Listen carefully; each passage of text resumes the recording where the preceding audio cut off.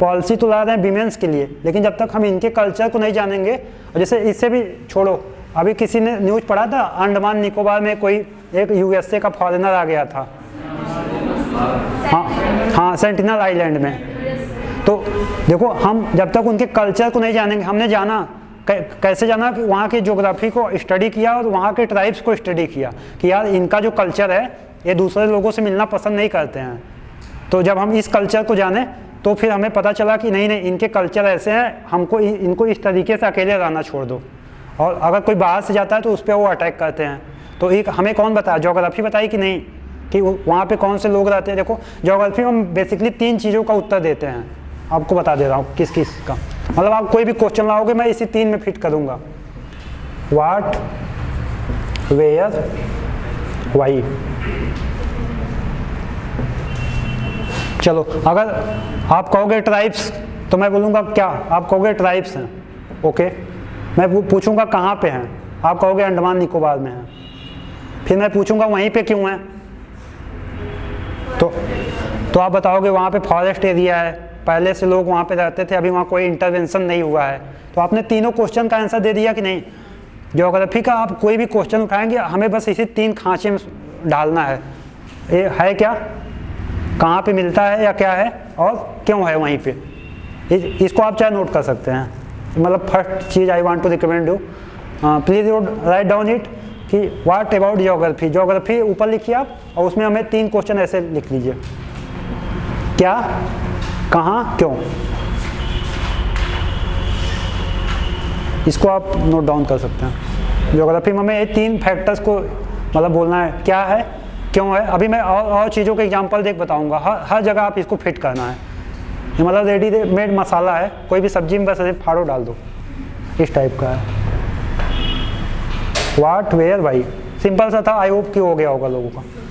वैसे ही एनसीईआरटी में भी दिया हुआ है, अगर किसी ने एनसीईआरटी पढ़ी हो, एनसीईआरटी 11th या 12th में दिया हुआ है ना, पहले चैप्टर में आप लोग जाइएगा अगर पढ़िएगा तो उसमें यही चीज़ दिया है कि व्हाट, वेयर, वाई। अब जैसे मैं एक चीज़ और बताता हूँ, हम लोग तो डिस्कस, अच्छा अभी इस पे मैं आता हूँ, इस पे लिंक मतलब ज्योग्राफी कैसे लिंक हो रही चीज़ों को ना। चलो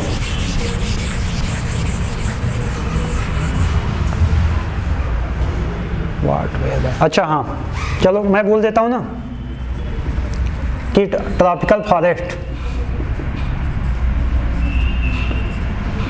इसका नाम है हिंदी में विषुवती वन, या और कुछ बोलते हैं इसको, सदाबहार वन, हाँ मतलब जो भी है ना, विषुवती वन है थोड़ा। अब देखो, अब मैंने बोल दिया ट्रॉपिकल फॉरेस्ट, हाँ उष्ण, गुड गुड।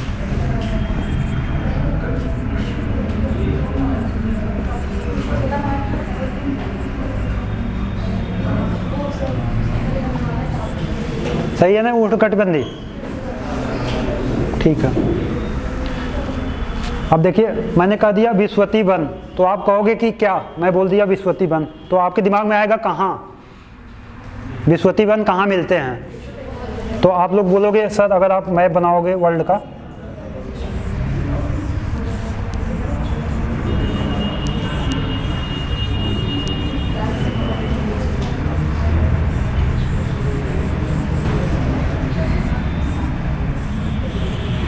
ऐसे अगर मैप बनाओगे आप, इसको मान लो इक्वेटर जा रहा है, इक्वेटर, तो मैंने कहा विषुवती वन, तो आप बोलोगे सर एरिया ये है विषुवती वन का, आप बना दोगे तुरंत, और बोलोगे यहाँ इंडिया की वेस्टर्न में भी मिलता है, ईस्टर्न में भी मिलता है। तो मैं कहूँगा ठीक है, आपने बता दिया विषुवती वन कहाँ कहाँ मिलते हैं, मतलब व्हाट मैंने बोल दिया विषुवती वन, ट्रॉपिकल फॉरेस्ट, और कहाँ कहाँ मिलते हैं आप बता दोगे कि ये पूरा इक्वेटर वाले बेल्ट में मिलते हैं ना। तो मैं पूछूंगा वहीं क्यों मिलते हैं, हाँ एक एक करके इधर वाले बताएंगे। हाँ साल भर वर्षा, ओके ओके, मतलब ऑल ईयर देन, ओके। इधर से कोई, अच्छा temperature, okay okay, temperature through out the year,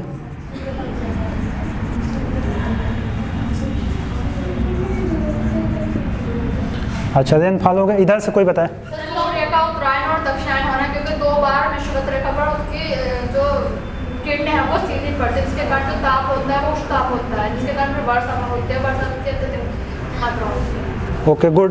temperature वाला एंगल आप बता रहे थे। और कोई? हाई टेम्परेचर होने की वजह से लो प्रेशर एरिया जनरेट होता है वहाँ पे, जिससे ज़्यादा मानसून। हाँ गुड। Heavy rainfall. देखिए इन्होंने, इन दोनों लोगों ने मतलब इसको, मतलब इस चीज़ को भी बताया कि वहाँ पे वर्षा क्यों, साल भर वर्षा क्यों। हाँ ह्यूमिडिटी। गुड।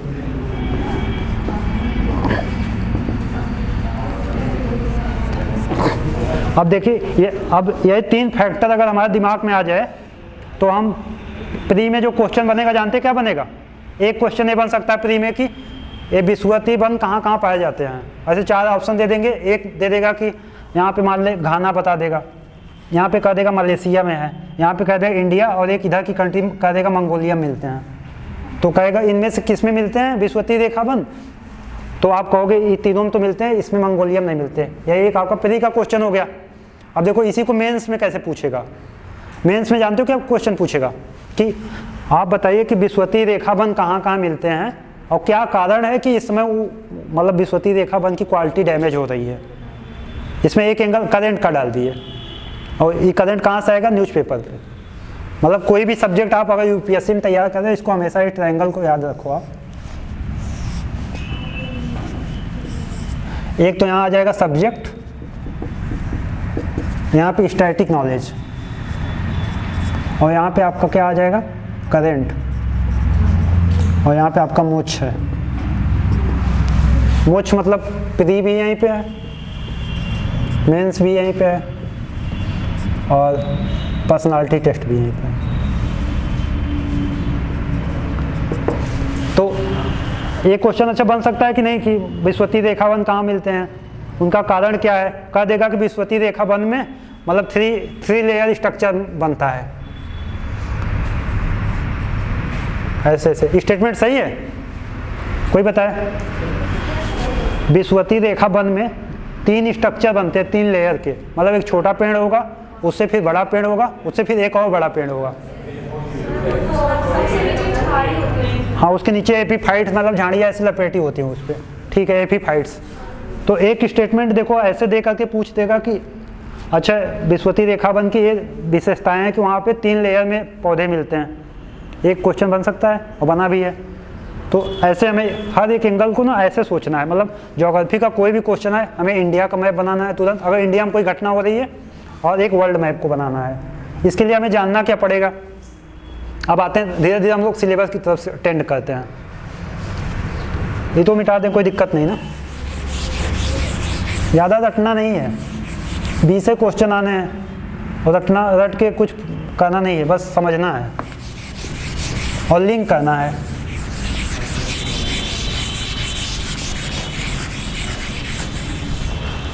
अच्छा इसमें सबसे आसानी ये है कि थोड़ा बहुत सब लोग जानते हैं, नहीं तो बड़ी मुश्किल हो जाती। मतलब सबको समझ में आ रहा है कि क्या डिस्कस हो रहा है? अब ईमानदारी से बताएं, जिसको कुछ नहीं समझ आ रहा प्लीज़ बताएं। जिसको कोई दिक्कत नहीं, उसको हम फिर कोशिश करेंगे। हमें पता होना चाहिए ना किस लेवल पे क्लास है, उसके बाद हम कहाँ से पुशअप कर सकते हैं। हाँ कौन बताइए, एकदम खुल के बताइए। अभी मैं पूछ दूंगा फिर। सभी को आ रहा समझ में? अच्छा इंटरेस्ट लग रहा है? ज्योग्राफी बोरिंग है कि थोड़ा बहुत इंटरेस्टिंग है? इंटरेस्टिंग लग रहा है ना? बस ऐसे जानते हो, हमें कोई भी बुक पढ़नी है, हमें बस उससे अपना मोती ले लेना है। बुक इतनी मोटी मोटी आपको मिलेंगी और बताने वाले सब बताएंगे, हमें बस फोकस रखना किस पे? मेंस के 20 क्वेश्चन आते हैं, उसमें से भी 8 क्वेश्चन आएंगे ज्योग्राफी के पेपर 1 में। मेंस की बात कर रहा हूँ मैं। अभी सिलेबस भी देखेंगे। GS 1 में 8 क्वेश्चन आते हैं, इन्वायरमेंट उसमें इंक्लूडेड है। और प्री में अगर देखोगे तो मैं 20 से 25 मान लेता हूँ। PCS की भी बात चल रही है ना, no one is going to in the territory of UPSC right now, we are just focusing on UP PCS। ऐसा नहीं हम उसको करेंगे, बट स्टेप बाय स्टेप चल रहे हैं। अच्छा, इसमें 20 से 25 क्वेश्चन आएंगे ना प्री में, मैं मान के चल रहा हूँ 150 वाला जो बनती है अपना। अब देखो 20 से 25 क्वेश्चन कहाँ से आएंगे, अगर हमें ये चीज़ पता चल जाए तो फिर हमारा मतलब वर्किंग दायरा कम हो जाएगा, क्योंकि और सब्जेक्ट भी तो पढ़ने हैं। तो इसके लिए फिर हमें जानते हो कहाँ फोकस करना पड़ेगा, NCERT पे।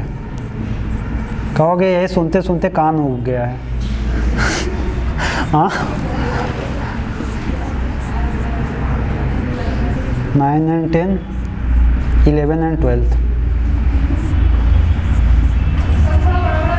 अच्छा, गुड, बता देना यार, मैं कोशिश करता हूँ बड़ा लिखने की।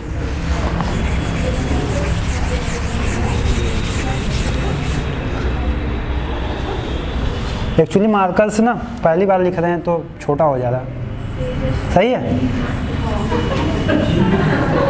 ठीक। अरे देख लो चश्मा उस्मा नहीं भूल गए हैं घर। ओके, देखो भैया इसमें पगहा भी लपेटे हैं सब। सही है,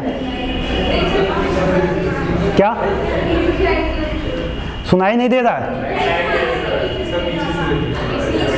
अच्छा, चलिए मैं बोलते हुए लिखूंगा बस। कक्षा 9 और 10 की NCERT, ठीक है, ज्योग्राफी की।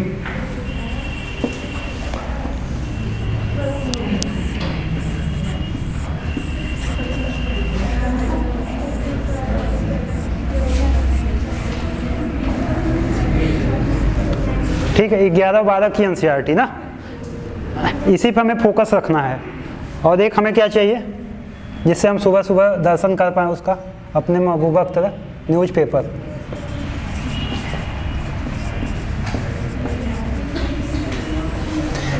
बस यही 3 चीज़ चाहिए हमें कोई भी क्वेश्चन सॉल्व करने के लिए, मेंस के भी।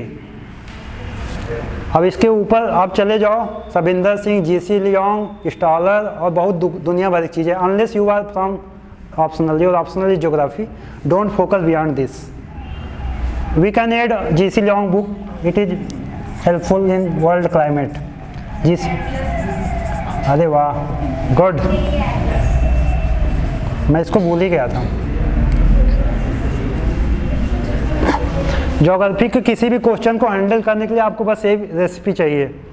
अभी आपकी सब्जी है, इसको आप इसी में से बना के UPSC हो, PCS हो, वो इंग्रेडिएंट दे देंगे आपको फाइंड आउट करना पड़ेगा। ये अच्छा, ये मसाले वाली सब्जी है, सिंपल सब्जी है, तो इसी में से है। किसी पास प्रीवियस ईयर क्वेश्चन है PCS का? UPSC तो मेरे पास है, PCS का किसी पास को बताए? गूगल से डाउनलोड करो भैया। हाँ नहीं, गूगल, हाँ फ़ोन से कर लो सब लोग।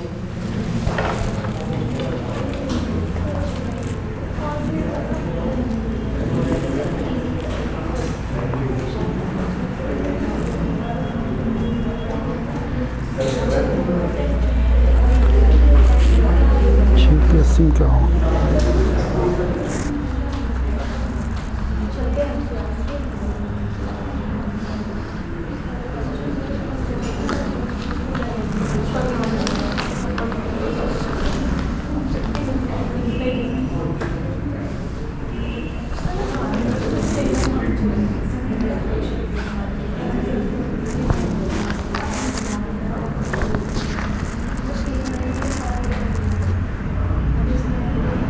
हाँ चलो, एक क्वेश्चन UPSC 2021 में पूछा है। हाँ 21 में, इसमें इन्होंने चार, मतलब ऐसे सुन लो, सबके पास पेपर नहीं है, कुछ नदियों के नाम दिए हैं इन्होंने, और इन्होंने कहा है कि कौन सी नदियाँ पूर्वी घाट से निकलती हैं। देखो ज्योग्राफी का हम लोग पढ़ रहे हैं क्वेश्चन, लेकिन हमें पता होना चाहिए कि क्वेश्चन आते किस टाइप से है ना। और देखो घाट वाला क्वेश्चन रिसोर्सेस में आ जाएगा, इकोनॉमिक ज्योग्राफी में। कौन सा? गुड, डैम वगैरह होता तो उसमें आ जाता। You are right. बिल्कुल।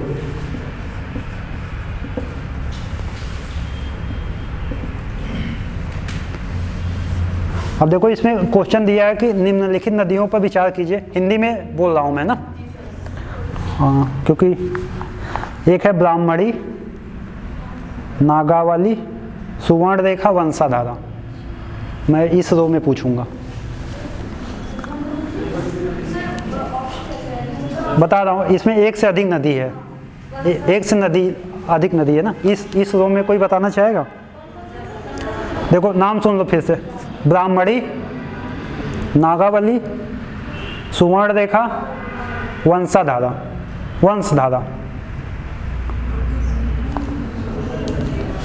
कौन सी नदी जो पूर्वी घाट से निकलती है? इस रो में कोई बताए, कोई एक नदी बता दे बस। ओके ओके ओके, चलो। Consider the following rivers which are above rise from the eastern ghats. I am mentioning the name of rivers. Eastern इधर, सॉरी ईस्टर्न घाट है ना, हाँ ये वाला रीजन। ईस्टर्न घाट में ब्राह्मणी, नागावली, सुवर्णरेखा एंड वंशाधारा। अच्छा, Subarnarekha, वंशाधारा। Okay okay.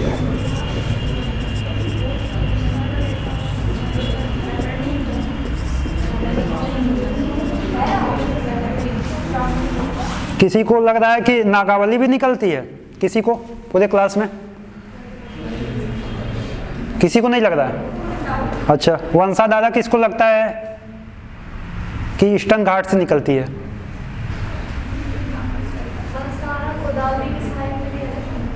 Okay okay. अच्छा, किसको लगता है ना, इस मिडिल वाले में से मैं जानना चाहता हूँ, ब्राह्मणी कहाँ से निकलती है? हाँ, ब्राह्मणी वेस्टर्न घाट से निकलती है या ईस्टर्न घाट से? कोई गलत सही कुछ भी बताओ। चलो वेस्टर्न, चलो इधर से वेस्टर्न। अपना दिमाग लगाया कि बस यही कट पेस्ट?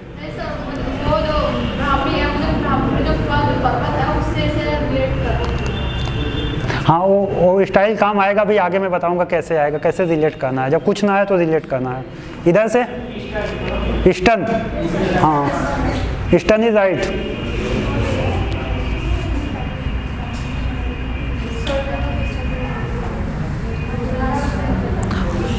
तो देखो मेरा मकसद यही था कि क्वेश्चन ना 2021 यूपीएससी का है जो प्री हुआ है, इसमें एक तो नदी का इन्होंने क्वेश्चन पूछ दिया था और इसी के ऊपर एक क्वेश्चन पूछ दिया है ना। अच्छा, अभी आते मैं लिखवाने लगा, वैसा नहीं है, बस थोड़ा इंटरेक्शन करेंगे, जानने की कोशिश करेंगे क्या आता है, क्योंकि आप खुद कर ले जाओगे। स्मार्टफोन सबका दोस्त है, मैंने पहले ही बोल दिया है। Every person have a good friend Google, just Google it anywhere and any time. ठीक है, इसमें इसका वही राइट आंसर क्या है भाई? सुवर्ण रेखा है और ब्राह्मणी। किसी को पता है राइट आंसर?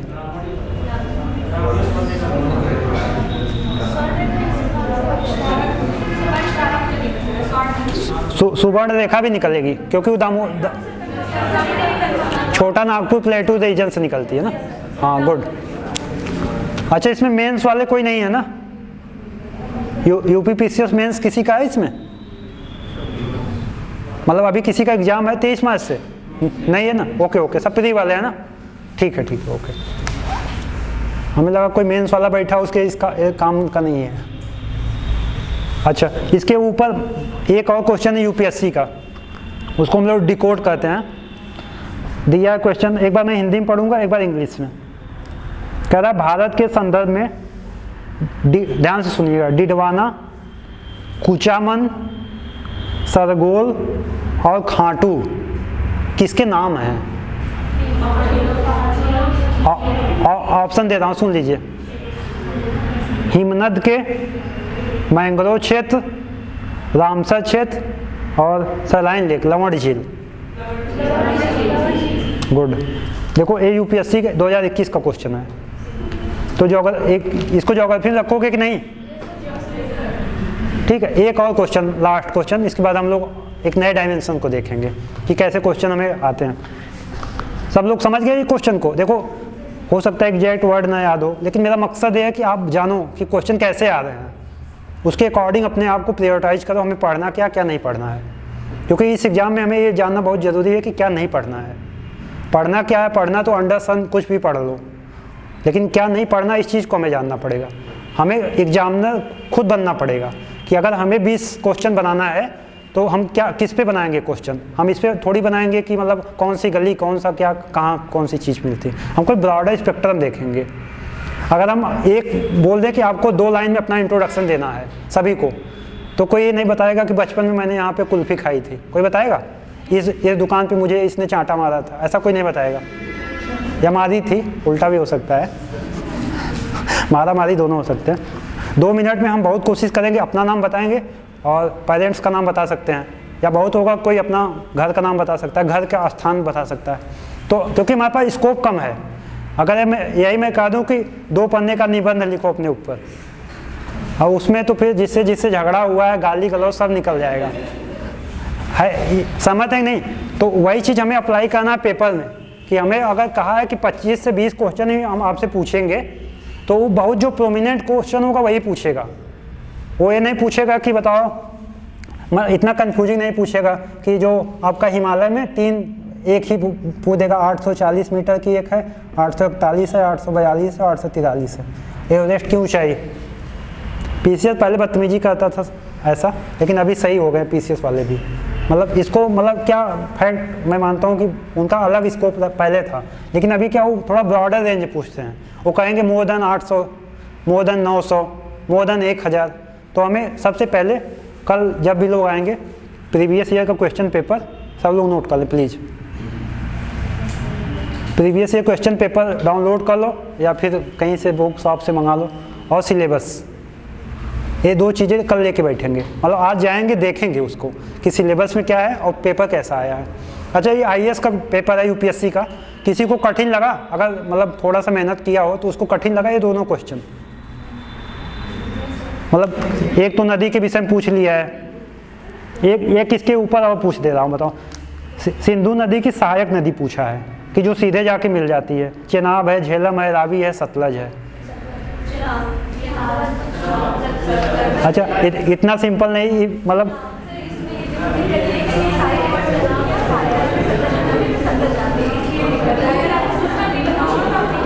हाँ हाँ हाँ अच्छा, देखिए इससे हमें एक चीज़ और पता चल रही है। यूपीएससी ने आंसर चिनाब माना है इसका, लगाया कुछ नहीं ले सकता इसका। अभी आया नहीं आंसर, अभी आंसर नहीं आया है, मतलब फाइनल के बाद आता है। तो मैं एक कह रहा था ना, क्वेश्चन बहुत सिंपल है। चारों नदियाँ जो हैं उसकी ट्रिब्यूटरीज हैं, मतलब किसकी हैं, सिंधु की।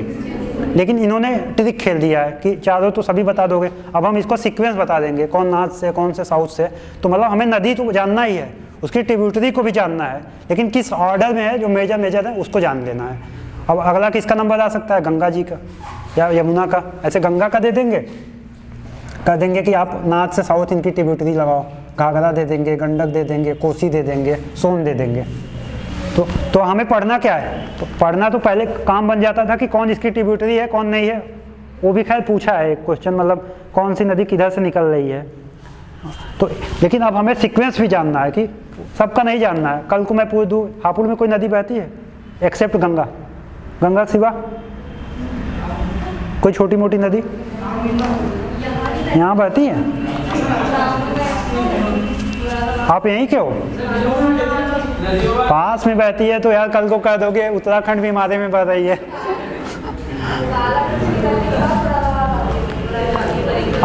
देखिए इसका मतलब बता, हाँ अब से इधर मतलब ये बताने का मकसद ये है ना कि हमें नदी तो जानना ही है, लेकिन मेजर नदी। अब कल को हमें गंगा की पूरी ट्रिब्यूटरी जान लेनी है, ब्रह्मपुत्रा की सभी जान लेनी है, गोदावरी की जान लेनी, महानदी की, कृष्णा, कावेरी, ये 5-6 हैं, उनके सभी ट्रिब्यूटरी कौन है। अब हमें दुनिया भर की नदी नहीं पढ़ना है। अब जैसे अभी न्यूज़पेपर क्वेश्चन कैसे बनेंगे, न्यूज़पेपर जैसे जो पढ़ रहा है नदी पे आ जाएगा तो कहेगा कि अभी रिसेंट में ना गवर्नमेंट उसको केन और बेतवा नदी को लिंक कर रही है।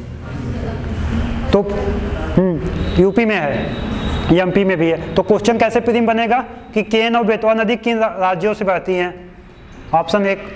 या ऐसे बन जाएगा कि केन और बेतवा नदी किसकी सहायक नदी हैं, और ऐसे भी बोल देगा कि केन बड़ी है या बेतवा बड़ी है, वो किन किन राज्यों से, यही क्वेश्चन बन जाएगा। कौन सी परियोजना? हाँ, उस परियोजना का नाम क्या है वो, मतलब ये तो प्री के क्वेश्चन में बता रहा हूँ, और मेंस में तो अलग पूछेगा। और किस नेशनल पार्क से बहता है, पन्ना नेशनल पार्क से बहती है ना, पन्ना नेशनल। तो हमें ज्योग्राफी पढ़नी है, तो लेकिन हमें पढ़ना कैसे, इस चीज़ को कौन बताएगा, ना मैं बताऊंगा ना कोई, पेपर बताएगा। प्रीवियस ईयर के पेपर कल आप लोग 19 के, 20 के, 21 के 3 साल के सब लोग डाउनलोड कर लेना, साइट पे पड़ी है, और क्वेश्चन पेपर कर लेना, सिलेबस और क्वेश्चन पेपर। ज्योग्राफी अभी जो लोग नए हैं, फिर यही 3 चीज़ें हैं। एक लास्ट इवेंट डिस्कस करते हैं, उसके बाद हम बताएंगे कैसे करना है। मतलब ज्योग्राफी में थोड़ा सा इंटरेस्ट आ जाएगा, इसको नोट कर लिए होंगे आई होप सब, 9, 10, 11, 12 और जीसी ले आऊँगा, और एटलस सब ऑक्सफोर्ड का ले सकते हैं आप, ऑक्सफोर्ड एटलस ले सकते हैं ना। अब देखो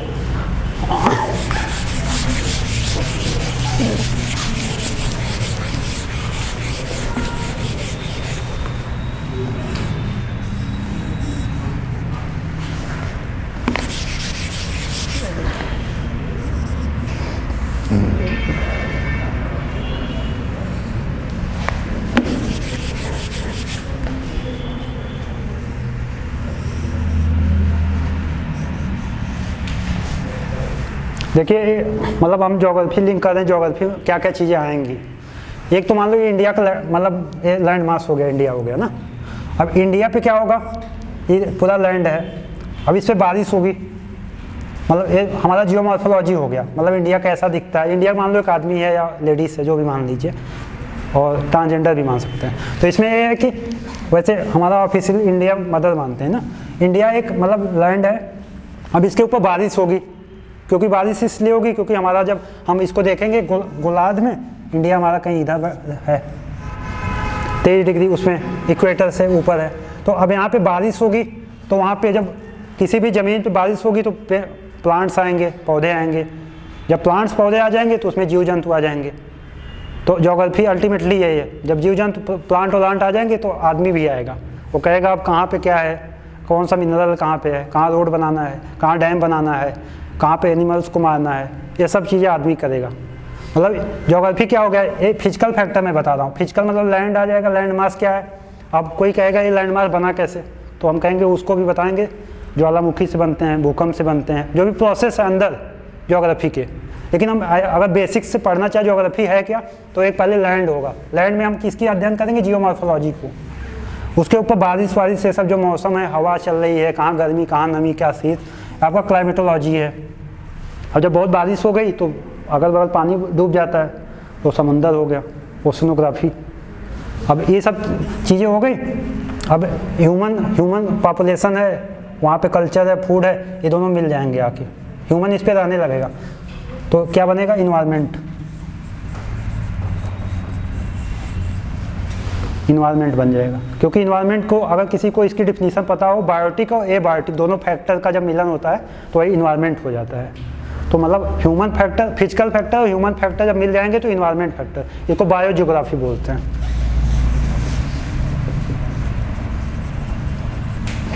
मतलब पूरी कहानी जो हम लोग को पढ़ना है इसी के अंदर पढ़ना है। एक तो फिजिकल वाला, पूरा फिजिकल में क्या आ जाएगा, लैंड मास, पठार, पर्वत, प्लेट्यू, रिवर्स, ड्रेनेज सिस्टम, सब कुछ आ जाएगा। उसी मतलब क्लाइमेटोलॉजी में हमें क्या पढ़ना, हवा कौन सी बह रही है, लू बह रही तो क्यों बह रही है, समझ रहे हो, किस एरिया में बह रही है, इंडिया वर्ल्ड में कितने पौने हैं, ये सब चीज़ें हम क्लाइमेटोलॉजी में, बारिश कब हो रही है कब नहीं हो रही है, कितना टेम्परेचर है, ये सब चीज़ें हम लोग क्लाइमेटोलॉजी में पढ़ेंगे। ओशियनोग्राफी में हम लोग पढ़ेंगे ओशियन में कौन कौन से जीव जंतु हैं, ओशियन में क्या रिसोर्सेस हैं, ओशियन का क्या यूज है, ये सब चीज़ें हम ओशियनोग्राफी में पढ़ेंगे। और फिर पॉपुलेशन के विषय में हम पढ़ेंगे कि अगर आदमी रह रहा है, ट्राइब्स है, या फिर बहुत हाई क्लास का आदमी है, इससे डिस्टर्बेंस होता है, लेकिन नेचुरल प्रोसेस, कोई दिक्कत नहीं। पॉपुलेशन एंड सेटलमेंट मतलब अब ऐसा है कि आप देखोगे घर ना, जो ट्राइब्स वाले घर देखोगे, एस्कीमो वगैरह देखोगे, या फिर अपने यहाँ की जैसे मान लो नॉर्थ इंडिया के हाउस देखोगे, साउथ इंडिया के हाउस देखोगे, उसमें बहुत अंतर है। आप ऐसे देखोगे गांव में अगर कुछ लोग गांव से आए होंगे, तो गांव में पहले क्या होता था, ऐसे सेंटर में किसी का घर है, कोई प्रबुद्ध आदमी है, उसके सराउंडिंग में मतलब